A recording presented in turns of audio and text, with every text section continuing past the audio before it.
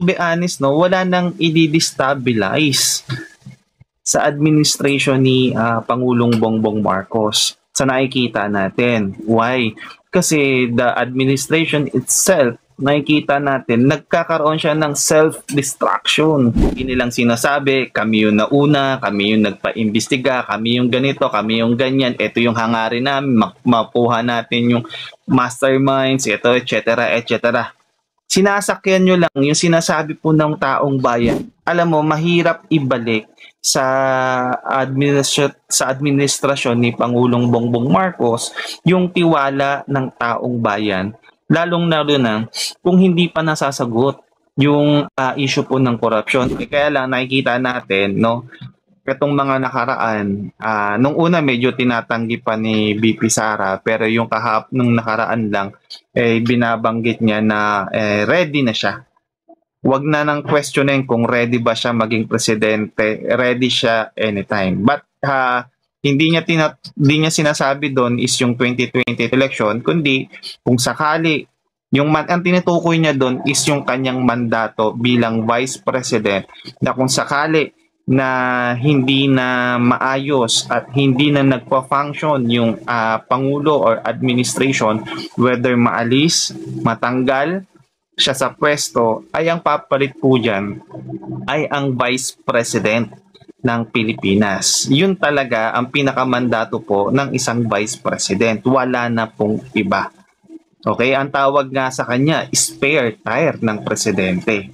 So, kaya wala silang ibang gagawin diyan. Wala kahit anong argumento ang ipasok mo diyan na whether ang gusto nilang mangyari ganito, ganyan, ganito, hindi po pangyayari 'yon at hindi po siya pwedeng mangyari. Kahit magpaliwanag pa ang mga kaanib po ninyong mga political analysts and mga professors, no, pero hindi nila ma-state na nakalagay sa constitution natin the only pwedeng pumalit sa presidente, walang iba kundi ang vice president. Yun lang po, wala na pong iba, 'di ba? Kaya at ito pang sinasabi ni Auntie Claire, yung sinabi na daw na yon na readiness ni Sara Duterte, it's a sign daw po ng destabilization. 'Di ba?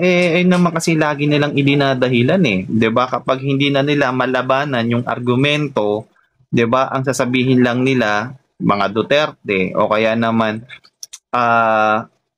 ang gusto nilang sabihin puro destabilization, 'di ba? Ang to be honest, no, wala nang i-destabilize sa administration ni Pangulong Bongbong Marcos sa nakikita natin. Why? Kasi the administration itself, nakikita natin, nagkakaroon siya ng self-destruction. Siya na yung sumisira doon sa sarili niyang administration. Pansinin ninyo mga kaibigan ko, no? Yung mga dating kaalyado ni Pangulong Bongbong Marcos ay unti-unti na pong humihiwalay sa administration. Pansinin ninyo, yung dating pumoprotekta sa kanila, ngayon ay tahimik na at hindi na po nagsasalita. At yung ibang nag-depend sa kanila, ngayon ay nilalaglag po na nila. At lumalaban na ngayon at nagsasalita at nilalaglag na rin po ang administrasyon ni Pangulong Bongbong Marcos. Hindi po destabilization yan. Ang tawag po dyan, self-destruction. 'Di ba? Kumbaga, sila na yung meron silang time bomb sa sarili nila at pasasabugin nila yung sarili nila.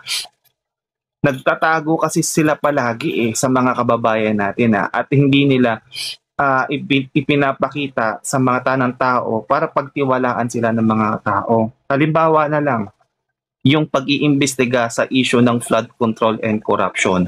Ano po yung napapansin nyo mga kaibigan? Diba ang nakikita natin, walang transparency yung kanilang ginagawang investigasyon. Lagi nilang sinasabi, kami yung nauna, kami yung nagpa-imbestiga, kami yung ganito, kami yung ganyan, ito yung hangarin namin, mapuha natin yung masterminds, ito, etc., etc. Sinasakyan nyo lang yung sinasabi po ng taong bayan, but kung titignan po ninyo, hindi nila ginagawa talaga kung ano yung gusto ng taong bayan at kung ano yung sinasabi nila. 'Di ba? Kagaya ng halimbawa, ICI. Ano ba sabi ng ICI? Sige, ila-livestream na natin. Ano sabi ng taong bayan? Transparency. 'Di ba nga kaya nga nagkaroon ng rally ng November 16 and 17 for transparency. Buksan ninyo ang investigasyon sa taong bayan. Pero may nakita na ba kayo na hearing ng ICI na nag-livestream po sila? 'Di ba wala pa? So the mere fact na wala tayong nakikita doon sa kanilang mga binabanggit at sinasabi, alam mo mahirap ibalik sa administrasyon ni Pangulong Bongbong Marcos yung tiwala ng taong bayan, lalong-lalo na kung hindi pa nasasagot yung issue po ng korupsyon. Sa dami ng fake news at script, dito real talk lang tayo. Got TV reaction,